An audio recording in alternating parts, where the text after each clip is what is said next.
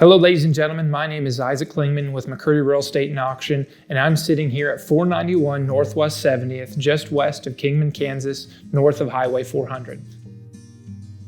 We're sitting in a home that has been well built and cared for and even designed by the owner 40 years ago. It's a fantastic one-owner property that is hitting the market and a fantastic and rare opportunity for you to purchase this property.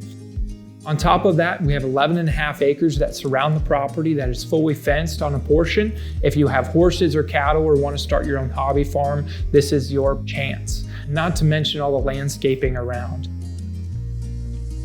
The property also features a barn that has 2 overhead doors, a mezzanine, concrete floors, water, electric inside. It's a fantastic building if you're looking to store vehicles, equipment, animals. Definitely a multi-use building that you can use, as well as a lot of carefully and thought out planted trees. There's a beautiful cypress as you drive up the drive. And ladies and gentlemen, this is something you certainly want to come and see for yourself. We have an open house on the 14th of January as well as the 20th from 3:30 to 5:30 p.m. Come out, take a look. This is a great opportunity to look at your next future home.